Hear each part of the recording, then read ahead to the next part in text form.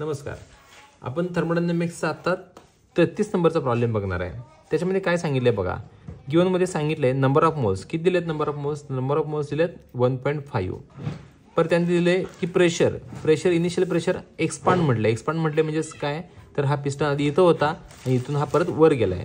Expansion मध्ये pressure कमी होतंय म्हणजे P1 जो असणार आहे तो किती आहे 2.533 × 10⁵ पास्कल हा P1 असणार आहे आणि P2 किती असणार आहे तो 1.516 × 10⁵ पास्कल असणार आहे कारण वर गेल्यानंतर प्रेशर हे कमी झालेलं असते. पण टेम्परेचर जो दिलाय तो 293 केल्विन दिलाय आणि आपल्याला R माहिती आहे आणि W max कॅल्क्युलेट करायला सांगितलं आहे. टू फाइंड काय फाइंड आउट करायचं आहे W max is equals to question mark. Formula आहे W max is equals to minus एक्सपान्शनमध्ये मायनस असतो 2.303 nRT log to the base 10 P1/P2. परत सगळ्या व्हॅल्यूज पुट करूया. -2.303 इंटू n किती आहे 1.5 इंटू R किती आहे 8.314 into 293 into log to the base 10 P1 किती आहे आपला तर 2.533 इंटू 10⁵. P2 किती आहे 1.516 इंटू 10⁵. आणि आता हा 10⁵ कॅन्सल करू शकतो आपण. मग आता ह्या दोघांचे लॉग बघावे लागतील आपल्याला. या दोघांचे लॉग किती आहे तर याचा लॉग येतोय तो 0.4036 मायनस याचा लॉग येतोय तो 0.1807. ह्या दोघांची वजाबाकी करायची किती येते 9222.0.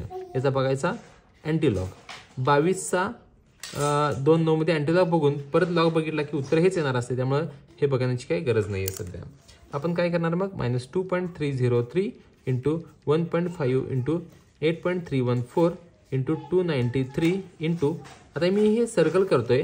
ह्या सर्कल केलेलीची व्हॅल्यू बघा इथं आलेली असते किती येते 0.2229. आता आपल्याला 1 2 3 4 5 ह्या 5 व्हॅल्यूज आपल्याला काय करायचं आहे तर लॉग बघायचा आहे. मग हा लॉग बघताना पहिल्यांदा मी सुरुवात करतो. याचा लॉग आहे 0.3623 प्लस याचा लॉग आहे 0.1761 प्लस याचा लॉग आहे 0.9198 प्लस 293चा लॉग आहे 2.4669 प्लस याचा लॉग येतोय तो 1.3481. त्या सगळ्यांची सम करायची.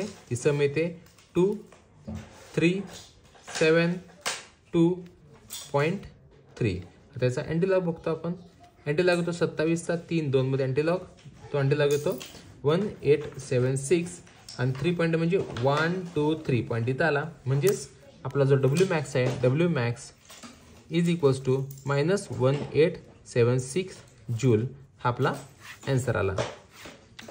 33चा आन्सर आहे -1876 जूल. थँक्यू.